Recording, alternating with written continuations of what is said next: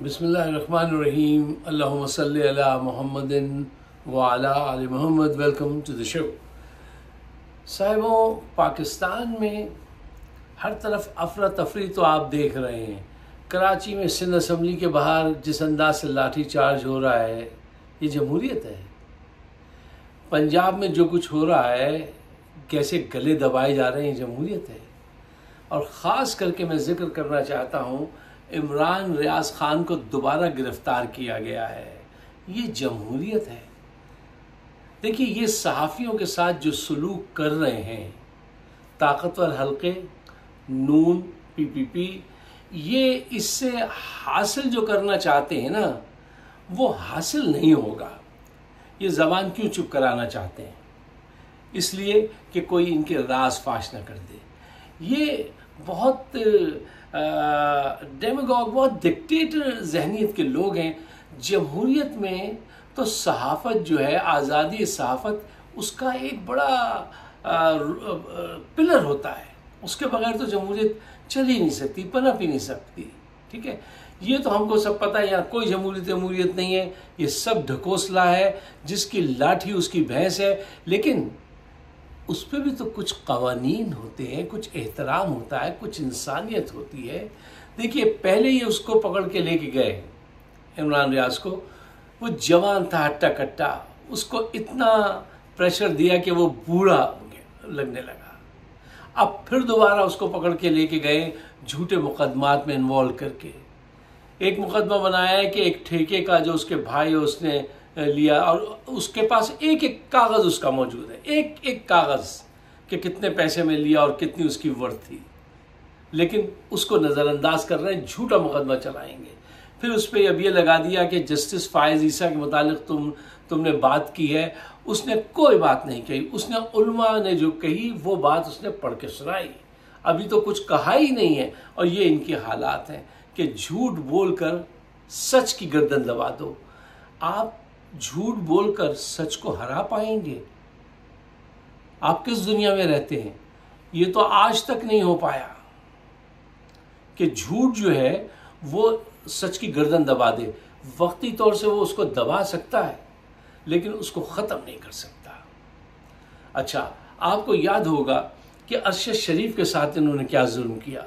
अरशद शरीफ भी एक उस पर काम कर रहा था, प्रोजेक्ट पे, जिस पे सारे ताकतवर ये जर्नैल जो हैं, इनकी नाम आ रहे थे कि इन्होंने कैसे कैसे लूटा है। और उसके साथ नून लीग कैसे कैसे लंदन प्लान बना रही है, क्या कौन कौन शरीक सफ़र है, तो उसके साथ क्या सलूक किया। वो इंतहाई लायक, पढ़ा लिखा जर्नलिस्ट था। उसके लिए ज़मीन हर शहर में गर्म कर दी। पाकिस्तान में था, धमकियां थी। पाकिस्तान से दुबई गया तो धमकियां थी। उसको दौड़ा दौड़ा के इन्होंने मारा है। फिर उसको वहाँ से कीनिया जाना पड़ गया। कीनिया में उसके पीछे लोगों लगा दिए। और जब उसकी मौत हुई है तो उसको गोलियां मारने से पहले उसके नाखून खींचे इन्होंने, उसकी फिल्म बनाई।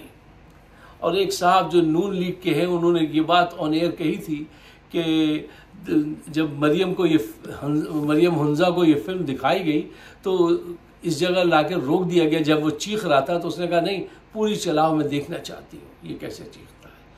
वो एक ऐसी औरत जिसके चेहरे पे बहुत ज़्यादा मेकअप है और दिल बहुत ज़्यादा कसीफ है, काला है। वो हुकूमत करेगी। हुकूमत करने के ये तरीके होते हैं कि आके लोगों से झूठे झूठे वादे करो, कहो कि हम एयर एम्बुलेंस चलाएंगे। अच्छा, हॉस्पिटल बनाए नहीं है कोई, और वो मरीजों को हॉस्पिटल लेके जाएंगे। हम 5 सिटीज बना रहे हैं आईटी की, कोई सिटी नहीं बना रहे तुम। हर वो काम करते हो, वो सड़क बनाने की कोशिश करते हो जहां जल्दी से सड़क बनती नजर आए और पैसा आ जाए हाथ में। ये इनकी असल परफॉर्मेंस है। और ये जो है, ये उससे पर्दा उठाते हैं हमारे सारे जर्नलिस्ट जो हैं, और उन पे जिंदगी तंग की जा रही है। अब खबर आई है कि सिद्दीक जान के पीछे पड़े हैं। वो मुनहनी सा लड़का, ठीक है ना, सच बोलने वाला, बेहतरीन वो रिपोर्टर है कोर्ट का। बहुत अच्छी तरह से, बड़ी कॉम्प्रहेंसिव रिपोर्ट बनाता है वो। कार्रवाई जो होती है वहाँ जाता है सुप्रीम कोर्ट में, अदालतों में। अब उसके पीछे पड़े। मसलन जो हक और सच कहेगा हम उसको मारेंगे, पीटेंगे, बंद कर देंगे। और हमारा मासूम इमरान रियाज कहता है कि इनसे कहो कि मैं ताकत से नहीं बदल सकते, ये मुझे दलील दें। अब साथियों, अफसोस ये है कि पाकिस्तानी माशरा एक ऐसा माशरा है जहाँ पे लोग दलील से नफरत करते हैं, अक्ल से नफरत करते हैं। सिर्फ मैं किसी का नहीं, जो मैं चाहूँ वो कर लूँ, वो सोसाइटी कैसे आगे पनपेगी। कहते हैं ना कि आप 40 पढ़े लिखे लोगों को, 40 उल्मा को एक दलील से हरा सकते हैं, लेकिन एक जाहिल को 40 दलीलों से भी आप कायल नहीं कर सकते। वो सिर्फ ये कहता है मेरे हाथ में पावर है, गन है, तो मेरा कहना मानो। उसको आप 40 दलीलों से भी नहीं मना सकते इन ताकतवर लोगों को। क्यों? इनका दिमाग जो है वो बस अंडे की तरह है, जरा सा आपने वो किया वो टूट जाएगा। बंद दिमाग लोग हैं। लेकिन पाकिस्तान के मुस्तकबिल से ये खेल रहे हैं और ये खेलते आए हैं, और मुझे ऐसा लग रहा है ये खेलते रहेंगे। वाहिद रास्ता वही है कि अवाम बहुत बड़े पैमाने पर आगे आए। अभी आप बहुत बड़े पैमाने पर सामने आए, आपने वोट डाला, आपको सलाम है, आपकी जरूरत हो। अब आपको ये मुकदमा जो इन्होंने, जरा बेशर्मी देखिए, चोरी से सीटें हासिल की हैं, सारे धांधली के जरिए असेंबली भी बन गई, कार्रवाई भी शुरू हो गई, और कहा ये महारानी जो आई हैं इनके खिलाफ कोई एक लफ्ज ना बोले, सारे जर्नलिस्ट जो हैं उनको पकड़ के बंद कर दो। यार कोई देखने वाला नहीं है। ये चीफ जस्टिस देखो, जो जिम्मेदार हैं वो पकड़े जाएंगे इस दुनिया में भी, उस दुनिया की तो इनमें से किसी को फिक्र नहीं है। मैं आपको बताता हूँ, इनके जहन में वो बात ही नहीं है, लेकिन 4 फीट नीचे जाते ही वहां का मामला शुरू हो जाता है और इनको पता चल जाएगा। अवाम का इस वक्त जो है, अवाम को ये करना चाहिए कि स्टेट फास्ट रहें, प्रोएक्टिव रहें, जहां पे भी आवाज़ दी जाए वहां बड़ी तादाद में पहुंचें और अमन के साथ पुरअमन एहतजाज जारी रखें। लेकिन अगर पुरअमन एहतजाज बड़ी तादाद में होता है तो उसके फायदे होते हैं, और अगर पुरअमन एहतजाज थोड़े से लोग आ जाए तो वो नाकाम हो जाता है। मैं ये कहता हूँ इमरान रियाज के लिए, अभी से बाहर निकलिए और बड़ी तादाद में बाहर निकलिए।